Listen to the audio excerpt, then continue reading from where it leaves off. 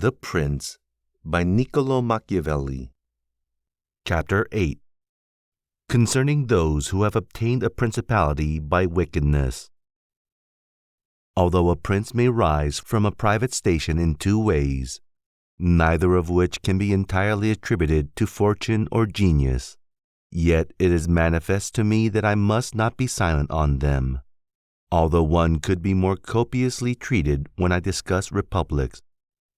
These methods are when, either by some wicked or nefarious ways, one ascends to the principality, or when by the favor of his fellow citizens, a private person becomes the prince of his country. And speaking of the first method, it will be illustrated by two examples, one ancient, the other modern. And without entering further into the subject, I consider these two examples will suffice those who may be compelled to follow them.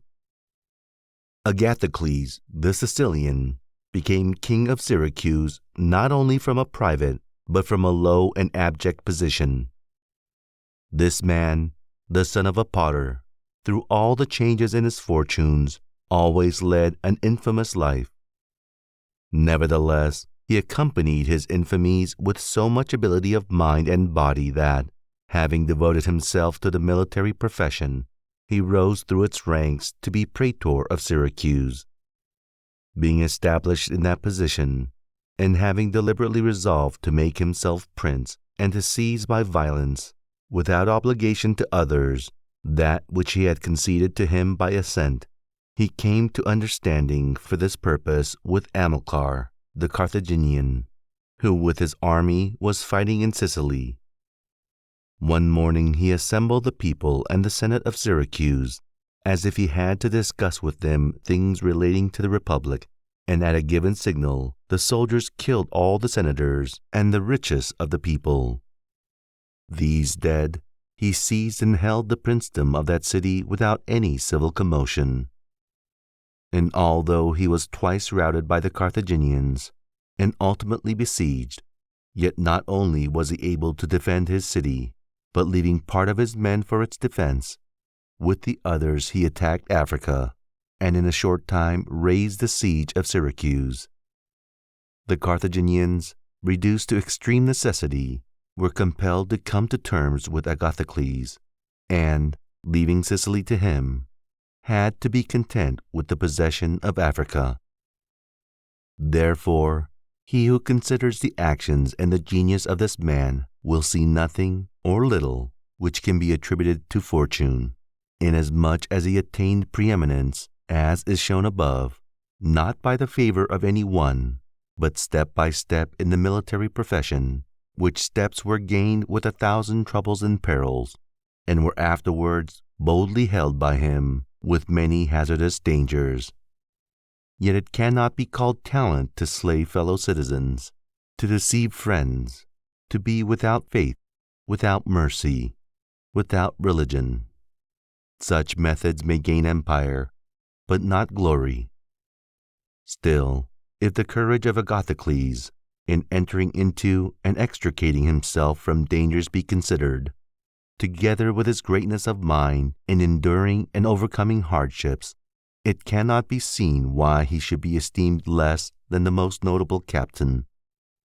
Nevertheless, his barbarous cruelty and inhumanity, with infinite wickedness, do not permit him to be celebrated among the most excellent men. What he achieved cannot be attributed either to fortune or genius.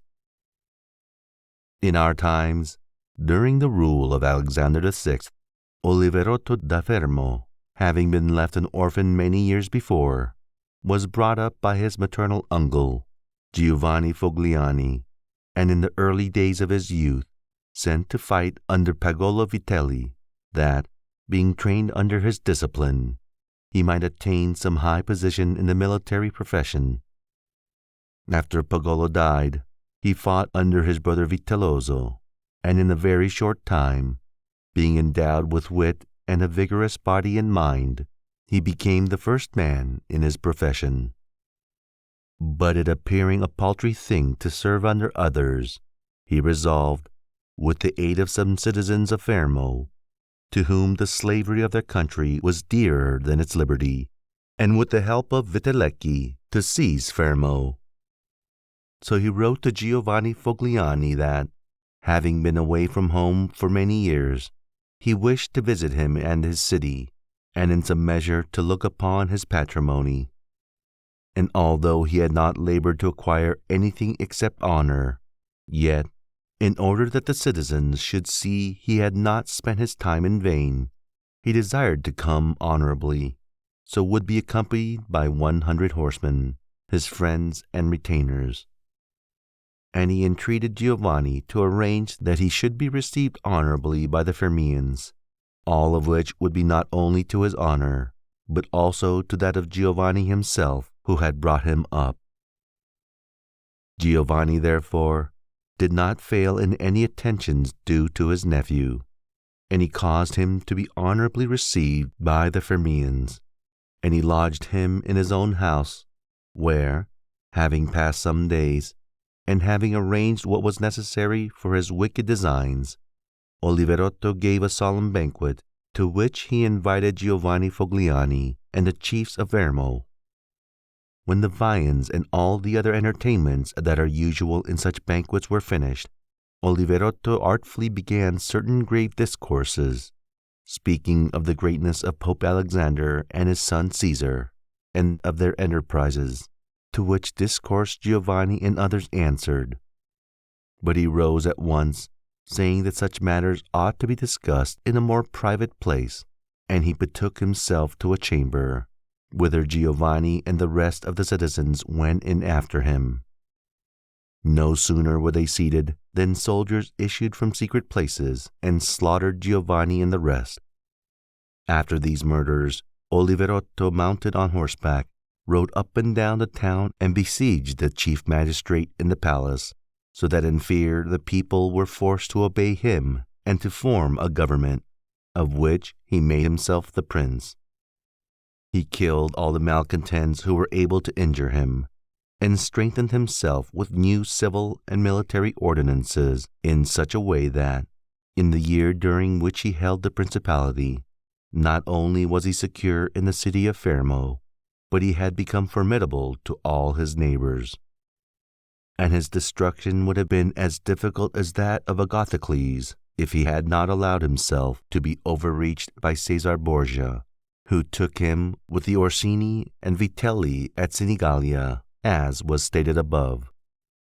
Thus, 1 year after he had committed his parricide, he was strangled, together with Vitellozzo, whom he had made his leader in valor and wickedness.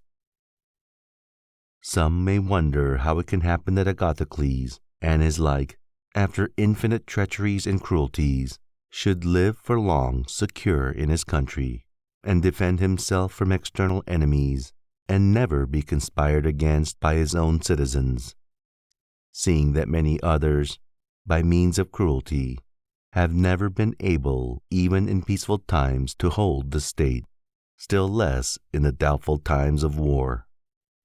I believe that this follows from severities being badly or properly used. Those may be called properly used if of evil it is possible to speak well, that are applied at one blow and are necessary to one's security, and that are not persisted in afterwards unless they can be turned to the advantage of the subjects. The badly employed are those which, notwithstanding they may be few in the commencement, multiply with time rather than decrease. Those who practice the first system are able, by aid of God or man, to mitigate in some degree their rule, as Agathocles did. It is impossible for those who follow the other to maintain themselves. Hence, it is to be remarked that, in seizing a state, the usurper ought to examine closely into all those injuries which it is necessary for him to inflict, and to do them all at one stroke so as not to have to repeat them daily. And thus, by not unsettling men, he will be able to reassure them, and win them to himself by benefits. He who does otherwise, either from timidity or evil advice, is always compelled to keep the knife in his hand. Neither can he rely on his subjects, nor can they attach themselves to him, owing to their continued and repeated wrongs. For injuries ought to be done all at one time, so that, being tasted less, they offend less. Benefits ought to be given little by little, so that the flavor of them may last longer. And above all things, a prince ought to live amongst his people in such a way that no unexpected circumstances, whether of good or evil, shall make him change. Because if the necessity for this comes in troubled times, you are too late for harsh measures. And mild ones will not help you, for they will be considered as forced from you, and no one will be under any obligation to you for them.